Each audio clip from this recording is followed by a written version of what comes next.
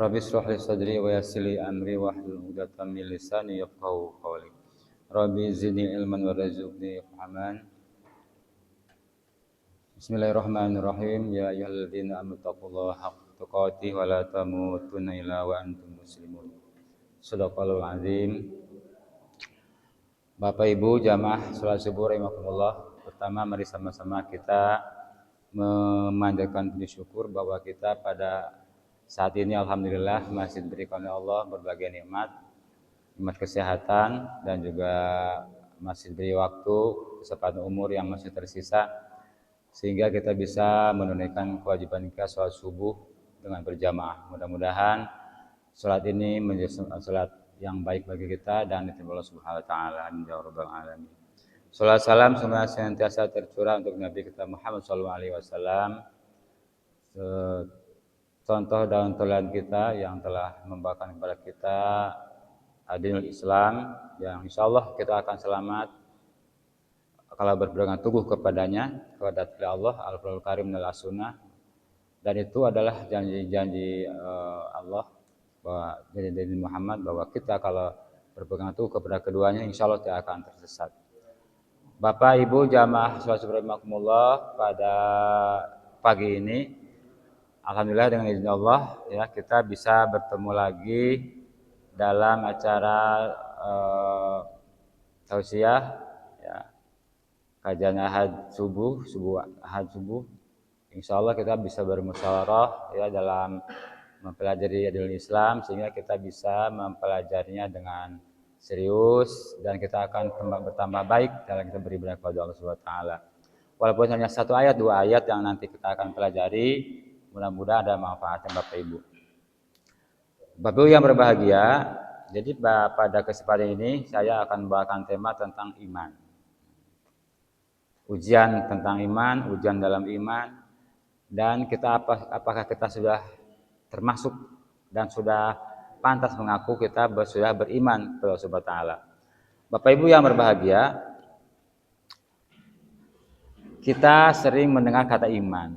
Ya, kita sudah beriman, kamu imannya kurang, kamu imannya tipis, nah, kamu iman sedang naik dan sebagainya. Kita sering mendengar istilah itu. Nah, iman itu sendiri, Bapak Ibu, ya, iman itu berarti dia sebuah keyakinan batin, sebuah keyakinan dalam hati, pernyataan dalam hati yang mencakup i'tiqad. I'tiqad itu niat. Ya, membenarkan dalam hati. Jadi hati kita membenarkan. Lantas diikuti dengan ikrar. Ikrar itu pengucapan di lisan kita bahwa kita beriman kepada Allah, beriman kepada malaikat yang termasuk ke dalam rukun iman. Nah, kita itu diikrarkan dengan lisan. Dan yang terakhir adalah dipraktekkan dengan tindakan berupa amal perbuatan. Itu namanya iman. Jadi kita nggak cukup mengaku beriman saja, nggak cukup, ya. Harus diiringi dengan ikrar, dilisankan, dan juga yang terpenting adalah dilakukan dengan tindakan berupa amal perbuatan. Amal soleh itu namanya iman. Jadi kalau iman dengan Islam nggak bisa dipisahkan. Iman itu berarti dia sebagai pernyataan hati batin, dan Islam adalah manifestasi atau tindakan dari iman. Nah, ya. Kalau kita iman kepada Allah, malaikat, iman. Tapi kalau Islamnya kita tindakan berupa sholat, zakat, nah itu namanya Islam. Nah, orang yang beriman disebut dengan mukmin, dan orang yang melakukan Islam, orang yang Islam disebut dengan Muslim. Bapak Ibu yang berbahagia, kalau kita sudah merasa beriman, nah, berarti kita harus siap untuk diuji. Iman kita itu Bapak Ibu itu sifatnya fluktuatif, naik turun. Dan iman itu akan bertambah manakala kita melakukan ketaatan. Dan iman itu akan turun manakala kita melakukan kemaksiatan. Nah, itu iman biasanya. Iman begitu pasang surut. Jadi memang gitu keadaan iman. Nah, apa yang berbahagia kalau kita itu dan ujian di dalam Islam itu Bapak Ibu itu sifatnya menurut kadar masing-masing keimanan seseorang. Imannya tipis ya ujiannya tipis juga. imannya dia tambah kuat, ya, maka ujian tambah berat. Nah, orang sering mengandai-andaikan dengan tingginya sebuah pohon. Kalau pohon tambah tinggi, maka terpahan angin pun bertambah kuat. Nah, itu contoh iman. Jadi kalau iman kita sedang-sedang saja, ya cobanya sedang-sedang saja. Tapi kalau iman kita bertambah kuat, maka cobaannya juga, ujian juga bertambah kuat. Nah, Bapak yang berbahagia, kalau kita merasa mengaku beriman, nah maka kita dalam Al-Ankabut dikatakan ayat kedua, Bismillahirrahmanirrahim, hasiban nasu ayat roku, apakah kamu mengira bahwa kamu akan dibiarkan begitu saja, kata Allah. Ya, ayyakulu, maka dia berkata. Jadi kata Allah, jadi kata Allah begini, apakah kamu mengira bahwa kami itu akan dibiarkan begitu saja? Lantas seraya berkata, ayyakulu amanna, kami beriman. Dia ngomong beriman, kata Allah. Tapi kata Allah, apakah kamu telah mengira kamu telah beriman? Nah ya, walahum yaftanun, padahal kamu belum diuji. Jadi kalau kita mau beriman, dia harus siap-siap diuji, ya. Nah, sama aja lah kayak anak sekolah, ya. Kalau belum lulus kan belum diuji, maka siap-siap diuji agar kita lulus dalam ujian. Nah, sama saja dengan kita. Kita mau beriman, itu harus siap-siap untuk diuji oleh Allah SWT. Dan ujian itu tujuannya adalah untuk mengukur kadar keimanan kita, dan adalah sebagai ujian bagi kita mana yang paling baik imannya. Itu iman, Bapak Ibu yang berbahagia. Jadi kalau kita merasa beriman, ya kita harus merasa siap untuk diuji oleh Allah SWT. Bapak yang berbahagia, dan apa sih itu ujiannya? Ujian bermacam-macam, Bapak Ibu. Dalam surat yang lain dikatakan, walayabluwannakum bisyai'in, dan kami akan menguji kamu sekalian dengan sesuatu, apa? Wal khaufi wal ju' wa nafsi minal amwali wal anfus. Kata Allah, aku akan menguji kalian semua dengan beberapa ketakutan. Nah, ya orang yang beriman itu sudah siap-siap untuk merasa diuji Allah dengan rasa ketakutan, was-was dalam hati kita, was-was kehilangan harta, was-was kehilangan yang kita cintai, was-was dengan apa yang kita banggakan lah. Kita harus siap-siap dengan itu kalau kita merasa beriman. Nah, wal khauf wal ju', dan juga dengan kelaparan, kekurangan pangan misalnya, juga itu termasuk dalam ujian. Wal anfus, dan dengan jiwa. Misalnya kita sakit, kita kehilangan yang dicintai lah, anak, istri dan sebagainya. Kita harus siap-siap kita untuk menerima ujian. Dan yang terakhir adalah wassamarot, dengan buah-buahan, dengan panen gagal panen dan lain sebagainya. Itu juga merupakan ujian yang diterangkan dalam Al-Qur'an Al-Karim yang ada. Tetapi orang yang diuji sedemikian rupa itu dengan khauf, dengan walju, dengan kelaparan, dengan waswas, itu kata Allah, tapi tidak berlaku untuk orang yang bersabar. Wabasyiris shabirin, dan berbahagialah bagi orang yang bersabar. Nah, sama aja Bapak Ibu, kita kehilangan yang dicintai, emang dari Allah semuanya dan akan kembali kepada Allah, maka kita harus bersabar, ikhlaskan begitu. Kehilangan apa saja, harta dan lain sebagainya, atau anak kita atau istri kita, ya karena memang dari Allah dan milik Allah, dan akan kembali kepada Allah Subhanahu wa taala. Maka itu orang yang beriman harus siap-siap untuk diuji oleh Allah Subhanahu wa taala. Bapak yang berbahagia, jadi itu tadi, jadi ujian itu adalah menurut kadar keimanan kita masing-masing, ya. Apa tujuannya? Untuk membedakan mana yang jujur dalam imannya, mana yang bohong dalam imannya. Nah, jadi kalau yang jujur dalam imannya, maka dia akan bersabar, akan diikhlaskan apa yang diambil oleh Allah, karena itu hak Allah juga. Kitanya dititip saja. Nah, kalau orang yang tidak jujur, yang tidak ikhlas, berarti dia bohong dalam imannya. Nah, kita insya Allah kita akan menjadi orang yang ikhlas, sehingga kata Allah, wabasyiris shabirin, maka bahagialah bagi kita orang-orang yang bersabar. Itu Bapak Ibu. Nah, Bapak yang berbahagia, itu tentang iman.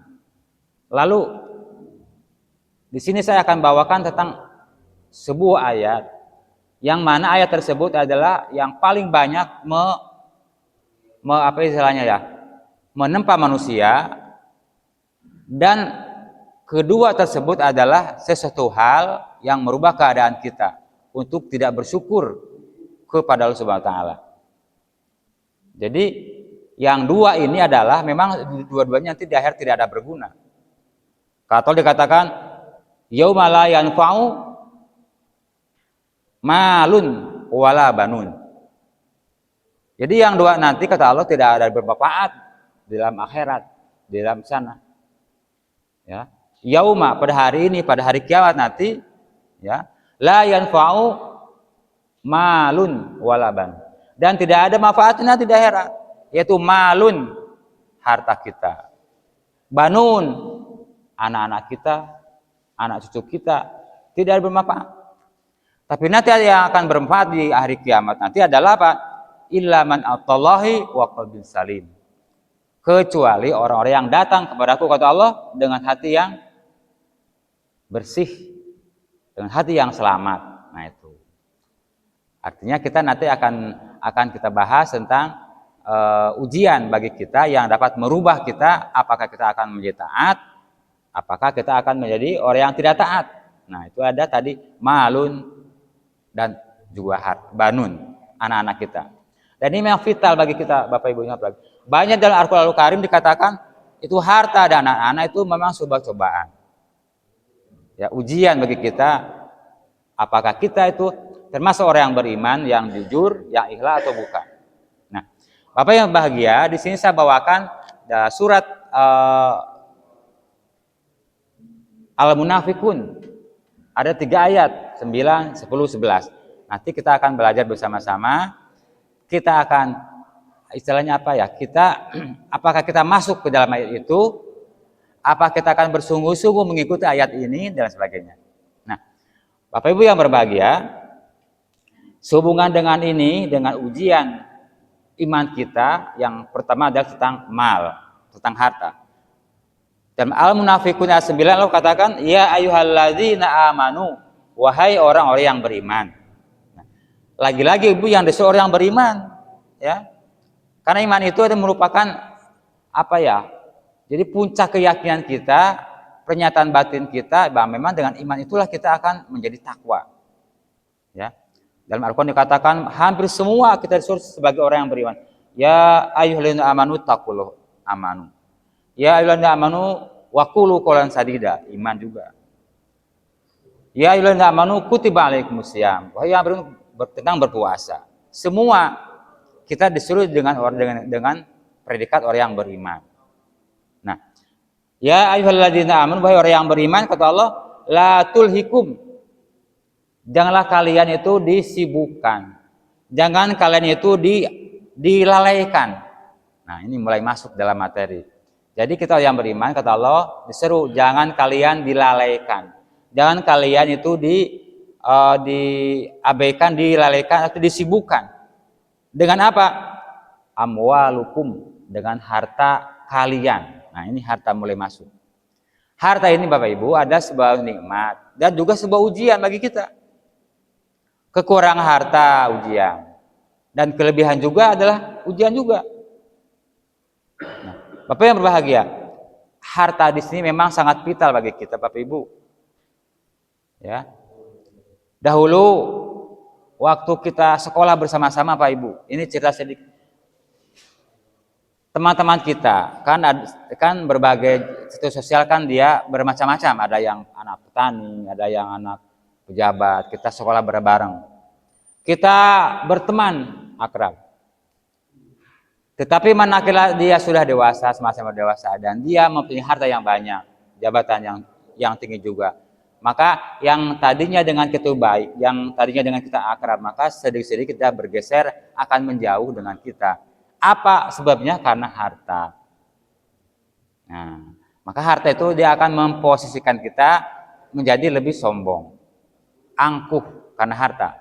Coba aja Ibu lihat dalam keadaan kita sehari-hari. Orang yang berharta itu biasanya, tidak semua, biasanya itu orang itu lebih apa ya Mas Oni ya, lebih tinggi lah begitu ya. Jadi dia juga bergaulnya dengan orang yang kaya juga biasanya. Ini biasanya nih, bukan semua, bukan. Karena nanti juga akan disinggung. Biasanya orang yang berharta itu status sosial tempat tinggi, dan juga nanti apa istilahnya ya, kasarnya juga dia akan pilih-pilih dalam berteman. Saya ajabi, saya ini orang yang saya nggak berharta Mas Oni, cuman misalnya berharta nih, nanti saya pilih-pilih lah sama Mas Oni, Mas Aji, itu teman saya. Tapi sama yang lain, misalnya yang lebih rendah, itu tidak. Kenapa? Harta yang membedakan saya tidak level dengan dia. Itu harta, Bapak Ibu. Coba aja Ibu, Bapak Ibu itu ceklah dalam keadaan sehari-hari. Harta itulah yang dapat membuat kita, kata Allah, dilalaikan, disibukkan dengan andikrillah, mengingat kepada Allah. Dengan memang harta itu luar biasa Bapak Ibu. Orang dengan harta itu bisa menjadi sombong, bisa menjadi lupa daratan. Yang tadinya dengan kita baik, yang tadinya dengan kita itu akrab, maka akan sedikit akan menjauh. Ya. Dia yang tadinya dia juga tidak orang yang tidak punya ya, karena dia temannya punya misalnya, maka dia akan lebih baik, akan lebih menghormati dia karena harta. Maka kata Allah dikatakan, janganlah kalian disibukkan dengan amwal. Ya, amwalukum dengan harta kalian. Wa auladukum dan dengan anak-anak kalian. Nah, tapi yang akan dibahas pada subuh ini adalah khusus tentang harta saja. Ya. Nah, Bapak yang berbahagia, kita tuliskan dulu ayat ini. Jadi kita jangan disibukkan oleh amwalukum wa auladukum an dzikrillah. Jangan kita disibukkan dengan harta kita, anak-anak kita untuk mengingat kepada Allah Subhanahu wa taala. Nah, Bapak yang berbahagia. Lalu, wa may yaf'al dzalika fa ulaikumul khasirun, maka barang siapa yang melakukan demikian, kata Allah, fa ulaikumul khasirun, maka dia termasuk orang-orang yang merugi. Merugi, bukan di dunia aja, tapi di akhirat akan merugi. Kalau kita mendengar ayat ini Bapak Ibu, itu kita nggak usah nggak usah ada komen apa-apa, kita harus sambil nawatun, pasti ini betul. Ya, orang yang dilalaikan dengan harta, dengan anak-anak, itu kata Allah nanti di akhirat, bahwa wa may yaf'al dzalika fa ulaikumul khasir, maka dia akan menjadi orang yang akan merugi. Nah, maka kita nanti bagaimana kiatnya agar kita harta itu jangan sampai melalaikan kita. Nah, ada ayatnya Bapak Ibu. Nah, ini sebagai pembuka bahwa kita sudah diwanti-wanti jangan akan dilalaikan, jangan disibukkan dengan harta. Orang akan cari harta kan dengan berbagai cara Bapak Ibu ya. Bertani juga dengan kepala jadikan kaki, kaki jadikan kepala. Lalu ada yang jadi petani, pedagang juga berbanting tulang. Yang menjadi pegawai Bapak Ibu kadang jadi ingin berlomba-lomba naik pangkat, ya sikut kanan, sikut kiri dan sebagainya, dengan menjilat dan sebagainya. Itu semua demi harta. Nah, itu jangan dilalaikan Bapak Ibu. Nah, lalu ayat selanjutnya ini mengatakan, kalau kita punya harta, agar Allah ridho kepada harta kita, agar kita tidak merugi kata Allah. Nah, apa yang akan dilakukan dengan harta tersebut? Ayat selanjutnya berkata, wa anfiku, dan nafkahkanlah, dan infakkanlah, dan sedekahkanlah harta tersebut kata Allah, mimma razaqnakum, dari sebagian rezeki yang aku kasih kepada kalian semua, min qabl, sebelum datang, sebelum ayatia. Jadi kata Allah, dan nafkahkanlah dan sedekahkanlah harta, sebagian harta dari kalian yang telah aku berikan kepada kalian, min qabli ayatia ahadukul maut, sebelum datang kepada kalian maut. Jadi jangan tunggu maut akan datang, nanti kita baru teringat akan harta. Nah, jangan eman-eman Bapak Ibu. Ya, harta itu titipan. Harta itu juga kalau dihitung-hitung tidak akan pernah. Kita di rumah banyak uang nih. Ya, ada uang 13 ya. Ada uang gaji Mas Oni ya. Ada uang apa kita kumpulkan di rumah. Kita tiap hari dihitung, ingat-ingat, padahal tidak akan bertambah. Nggak akan. Tapi utang karena apa? Was-was takut berkurang. Mungkin diambil tuyul, mungkin diambil istri, anak sebagainya, tidak mungkin. Ya. Itu harta Bapak Ibu. Makanya kata Allah, wa anfiqu, mimma razaqnakum, dan nafkahkanlah dan infakkanlah mimma razaqnakum sebagian rezeki yang aku kasih kepada kamu min qablu ayatul ayahadukul maut, sebelum datang kepada kalian sebuah kematian. Jadi jangan tunggu kita akan mati. Fayaqulu rabbi, lantas dia berkata orang tersebut, Rabbi laula akhartani ila ajalin qarib. Dia berkata, ya Allah, manakala ajal dia datang, ya Allah, mengapa engkau tidak tangguhkan saja ila ajalin qarib, kematianku dalam waktu yang sesaat. Artinya dia minta diperpanjang sedikit saja waktu untuk hidup lagi, begitu maksudnya, ya. Jadi kata Allah, laula akhartani ila ajalin qarib. Jadi ya Allah, kenapa aku tidak ditangguhkan saja, ditambah sebentar lagi waktu untuk hidup. Nah, karena memang dia ibu-ibu kalau kita mau mati, ini katanya saya belum mati ya. Jadi kita ada tanda mati itu sudah nampak ya. Jadi katanya sudah digambarkan godaan setan banyak, ya godaan setan malaikat dia belum menggoda kita. Lalu terpampang di depan itu ada surga, ada kenikmatan, ada siksa dan sebagainya. Maka orang yang hampir mati itu biasanya kalau bisa dia berkata demikian, fayaqulu rabbi laula akhartani ila ajalin qarib. Maka dia berkata, ya Allah, tidak kau akan tangguhkan saja kematianku dalam waktu yang sesaat, hanya sebentar aja. Dia minta waktu tenggang. Tapi kata Allah apa? Dia kata fa'asaddaqo, maka dia, ya Allah, kalau aku tangguhkan kematianku walaupun sebentar, fa'asaddaqo, maka aku akan bersedekah, berinfak. Itu Bapak Ibu, fa'asaddaqo. Jadi dia tidak maka aku akan sholat, tidak, maka aku akan haji, enggak. Maka dikatakan fa'asaddaqo, kalau dia ditangguhkan waktu kematian hanya sesaat, maka dia akan fa'asaddaqo, maka dia akan bersedekah, akan berinfak, akan ngasih apa kepada orang-orang. Jadi bukan aku akan sholat, bukan. Mengapa demikian? Sholat dengan sedekah itu Bapak Ibu, infak itu lebih berat itu. Kalau sholat kita waktu badan kita fit, waktu ada kita sholat, ya tidak berat. Itu sholat tidak berat itu Bapak Ibu. Tapi yang lebih berat adalah fa'asaddaqo, harta yang dicari dengan susah payah, dengan keringat. Orang kan biasa susah untuk berinfak, bersedekah, susah Bapak Ibu. Tapi kalau sholat tidak berapa susah. Kayak sekarang subuh itu kan kita, ya memang kita ingin subuh tidak berapa. Itu bagi orang yang taat. Tapi bagi orang yang malas, orang yang tidak berniat, berat juga subuh itu. Tapi bagi orang yang beriman, bagi kita, itu subuh itu tidak berat. Tetapi lebih berat lagi adalah fa'asaddaqo. Maka dikatakan, kalau aku tangguhkan kematianku hanya sebentar ya Allah, maka dia kapan? Fa'asaddaqo, maka dia akan sedekahkan harta-harta dia. Nah, coba Bapak Ibu, yang namanya sedekah itu kan kita, berat Bapak Ibu.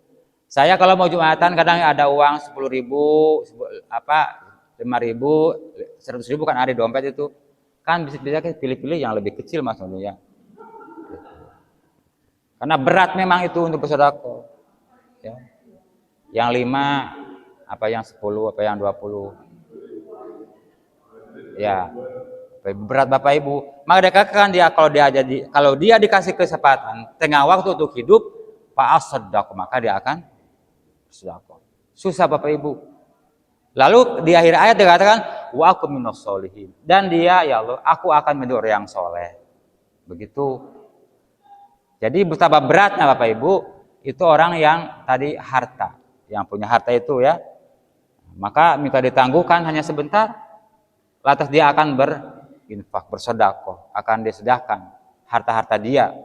Nah, Bapak Ibu, itu tentang orang yang minta ditangguhkan tidak akan bisa. Lalu di akhir ayat dikatakan wala yuakhirallahu nafsan, dan Allah tidak akan menangguhkan Bapak Ibu ya kepada seorang kematian itu idza jaa ajaluha, manakala tidak datang ajalnya.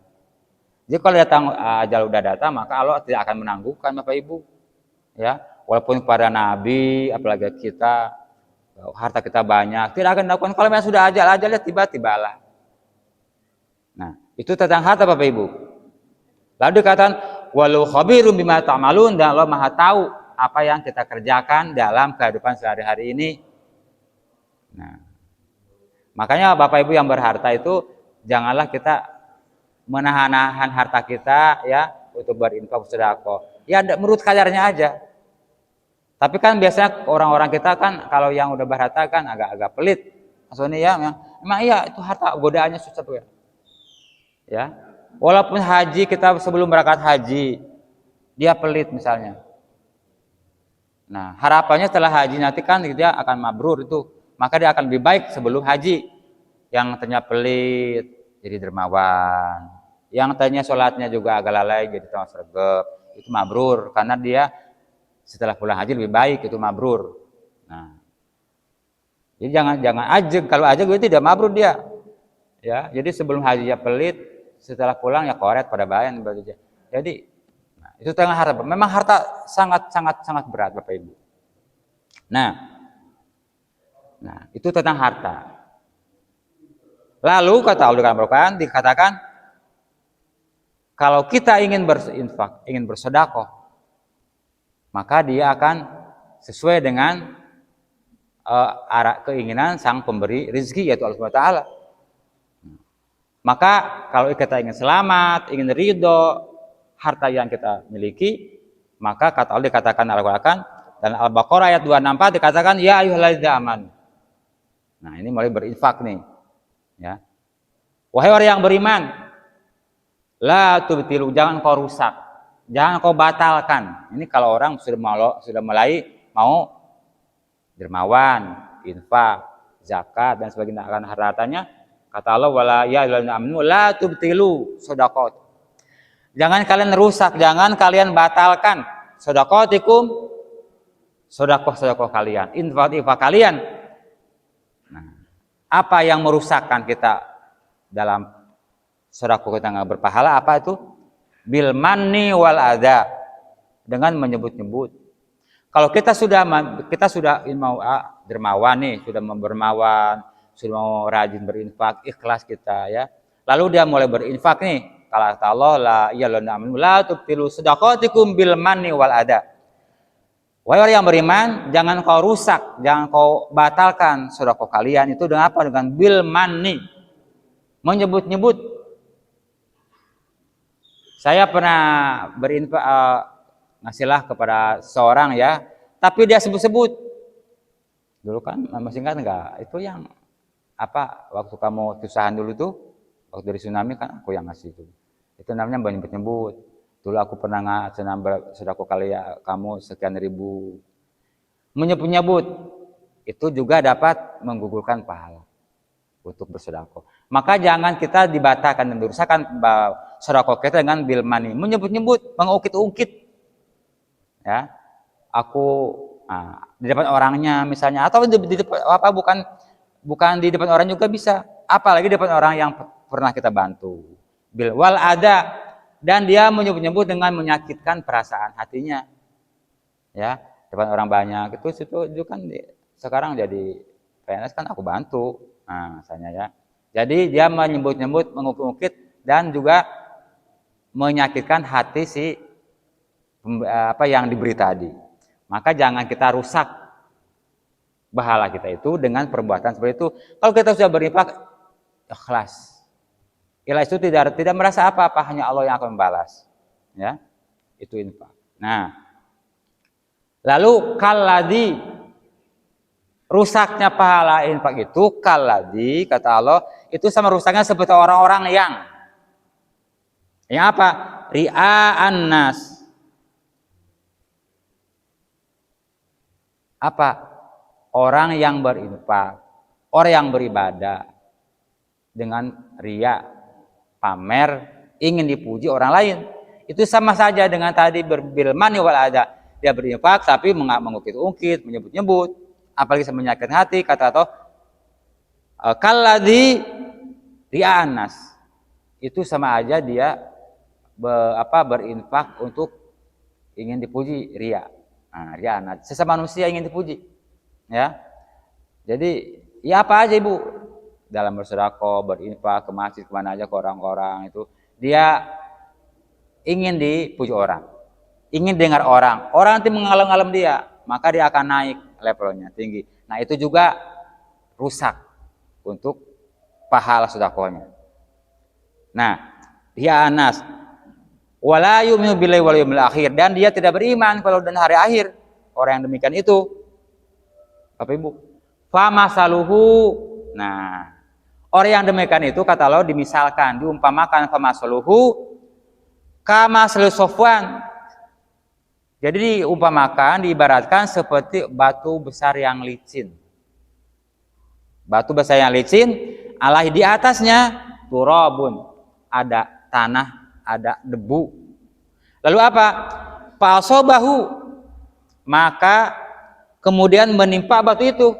Batu yang licin tadi yang ada tanahnya di atasnya, maka fa'asobahu, maka menimpa batu tersebut wabilun, hujan yang lebat. Fa'asobahu fatarakahu solda, maka akan meninggalkan di batu itu adalah solda, dalam keadaan licin, tidak ada apa-apanya. Bapak Ibu, itu kalau Allah kalau memberikan perumpamaan itu sangat indah begitu, ya. Jadi kalau orang yang ria, orang yang mengungkit-ungkit pemberian harta tadi, diibaratkan apa? Diibaratkan seperti batu besar yang licin. Lalu alai turab, di atasnya ada debu, ada tanah, maka fa'asobahu, maka tertimpa batu tersebut wabilun, hujan yang lebat. Nah, lalu kemudian apa?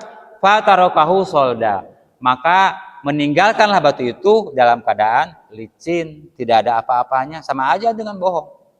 Maka Bapak Ibu, kita untuk semua, termasuk saya apalagi ini, pesan, kalau kita mau beramal, mau apa aja, sholat, mau berinfak, terutama ini yang kita sedang bahas, janganlah kita mulai mengungkit-ungkit, ya, menyebut-nyebut nama atau menyebut-nyebut apalagi yang menyakitkan hati. Karena apa? Karena kalladzi, sama aja rusaknya itu dengan ria. Nah, ria juga tidak boleh Bapak Ibu. Saya nyumbang ke masjid, kalau nggak disebut namanya diumumkan, nah itu nggak puas misalnya, ya, kayak ini nggak ada disebut-sebut kayak, misalnya ya. Kalau pas Jumatan misalnya itu, nah ya. Tapi lain lagi Kak, memang hati kita yang akan menilai. Mau disebut, mau enggak, terserah. Yang penting, adapun mengumumkan di masjid, itu adalah sebuah motivasi untuk yang lain. Ya bukan ria itu. Motivasi yang lain, agar kita termotivasi untuk kayak bisa infak. Aku ini orang. Padahal tak, nyong lebih sugi oh. Nah, dia hanya petani cilik, aku kan kepala sekolah misalnya. Dan sebagainya. Jadi itu untuk motivasi kita, ya bukan untuk ria itu. Ria itu sejen, aku istilahnya ya berinfak, ditulis oh. Siapa namanya? Hamba Allah. Nah, hamba Allah tulis. Tapi karena hamba Allah tidak ada yang tahu siapa dia, maka dia bilang itu hamba itu aku tadi, Mas Isa titip misalnya. Nah, Bapak Ibu yang berbahagia, janganlah kita batalkan, janganlah kita rusak pahala sedekah kita. Itu dengan cara bil manni wal ada, dan juga ria'an nas, jangan dengan cara ria, dengan cara menyebut-nyebut mengungkit, jangan. Kalau sudah kita ibadah, usudlah, hanya Allah yang tahu. Nah, Bapak yang berbahagia, lalu apa kata Allah di akhir ayat, layak diruna la syai'im mimma kasabu, maka mereka tidak akan berfaedah, tidak akan memperoleh apa yang telah dia kerjakan, apa yang dia usahakan tidak akan bermanfaat, tidak akan berapa-apa. Ya, makanya kita sedikit juga kita jangan merasa ada rasa bagaimana ria, jangan Bapak Ibu. Kalau sudah kita berdak sudah lihat, ya itu Allah yang akan milik kita. Bapak yang berbahagia, padahal Bapak Ibu, kalau kita mau berinfakan harta kita, pahalanya besar sekali Bapak Ibu, ya. Orang yang rajin berinfak, orang yang rajin bersedekah itu tidak akan pernah kaya, tidak akan pernah bangkrut, tidak pernah miskin, enggak. Karena apa? Allah menjamin, ya. Nah, Di sini dalam surat ayat yang lain dikatakan masalul ladzina yunfikuna, dan perumpamaan orang yang menafkahkan hartanya ya fi sabilillah, di jalan Allah, saya tadi membangun masjid ya untuk perlengkapan masjid, membangun madrasah, sekolah dan sebagainya. Kama salihabbah, seperti rupanya seperti sebuah biji, sebuah bulir begitu ya. Ambatat sab'a sanabila, yang menumbuhkan 7 ranting, 7 tangkai. Satu habbah, satu butir akan menumbuhkan 7 tangkai. Nah, lalu apa? Fi kulli sumbulatin, dan dari setiap tangkai tersebut mi'at habbah, ada 100 biji. Artinya 1 kali 7 kali 700, berarti 1 kebaikan, 1 pahala sedekah akan dibalas dengan 700 kebaikan. Jadi kita jangan eman-eman Pak Ibu. 1 akan dibalas dengan 700. Jauh sekali.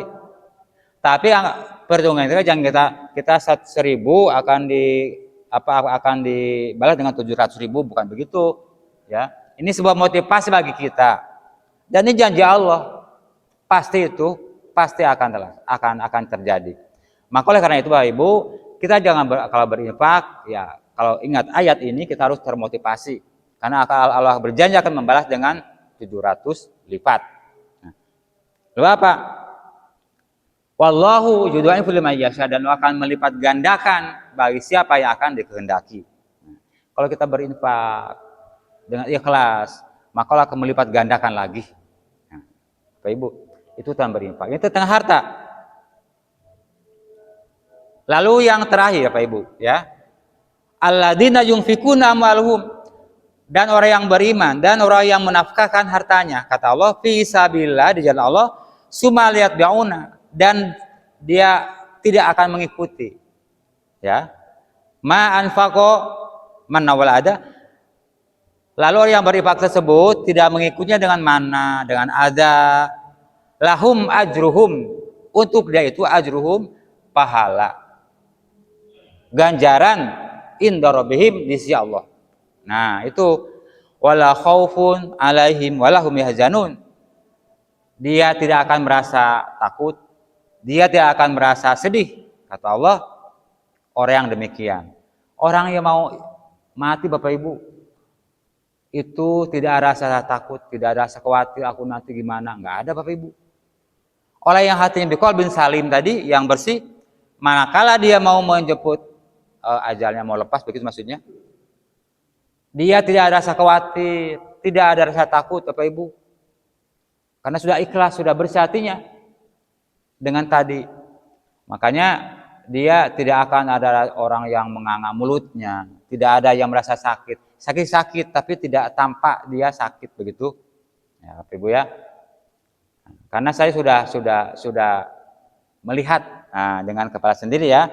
Jadi orang yang betul-betul dia ya, orang yang rajin sholat misalnya, lalu dia tidak pernah berkata-kata yang kasar pada orang, tidak pernah mengomongkan orang, menjatuhkan, tidak pernah Bapak Ibu orang tersebut. Tidak mau orang berkata begini, dia hanya senyum, tidak mau menimpali, ya, apalagi mengompor-ngompori, tidak mau dia, karena kan dosa sebagian lahir dari lisan ya. Nah maka Bapak Ibu, orang yang demikian insya Allah Bapak Ibu, di mana dia akan dijemput nyawanya oleh Allah, maka dia tidak seperti orang yang ketakutan, ya. Dia lembut, dia langsung merem, ya. Maka dia insya Allah husnul khotimah yang demikian Bapak Ibu. Tapi orang yang tadi yang walaupun dia rajin bersedekah, tapi dia tadi mengungkit-ungkit dengan ria dan sebagainya, maka itu batal atau rusak pahala sedekahnya. Maka tidak berarti seperti tadi batu yang licin ditimpa hujan tadi, maka akan licin kembali.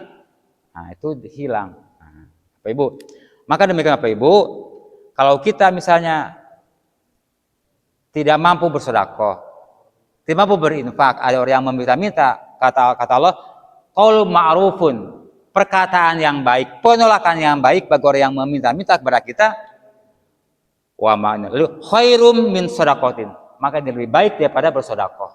Nah, jadi perkataan yang baik, maaf Bapak, kami sana. Jadi Bapak Ibu kalau yang meminjam kepada kita tidak mampu membantunya, maka kita jangan kasar, jangan menolak dengan cara yang merendahkan. Itu perkataan yang demikian lebih baik kata Allah itu daripada sedekah. Nah, Bapak Ibu demikian, maka kita garis bawahi ya, udah siap Mas Uni ya, udah nampak kayak orang-orang jalan. Ya, nah, sebentar lagi Bapak Ibu ya, kita sudah habis. Nah, maka Bapak Ibu kita ambil garis besarnya, hendaklah dengan harta berhati-hati, ya harus pandai kita bijaksana dalam berharta, ya. Kalau kita mau berinfak ya sesuai misalnya yang penting ikhlas, ya. Jangan ragu-ragu, kalau akan melipat gandakan sampai 700 kali lipat Bapak Ibu. Dan nanti kita insya Allah kita akan pulang kepada Allah dengan hati yang tadi katakan apa? Man atallahu biqalbin salim, akan datang kepada Allah dengan hati yang bersih, dengan hati yang suci, yang selamat insya Allah. Bapak yang berbahagia, ini ujian iman bagi kita tentang harta. Nanti yang kedua tentang aulad, tentang anak-anak kita ya. Jadi untuk subuh ini Bapak Ibu, alhamdulillah udah cukup ya. Kita ujian kita tentang harta udah selesai ya. Nanti di hari yang akan datang insya Allah kita akan lanjut dengan ujian yang kedua, yaitu tentang aulad, dengan anak-anak kita, cucu kita ya. Nah Bapak Ibu berbahagia, dari awal sampai akhir ya, banyak kesalahan ya, itu adalah semata-mata dari kebodohan saya. Mohon maaf yang sebesar-besarnya, mohon ada manfaatnya. Saya akhiri, wassalamualaikum warahmatullahi wabarakatuh.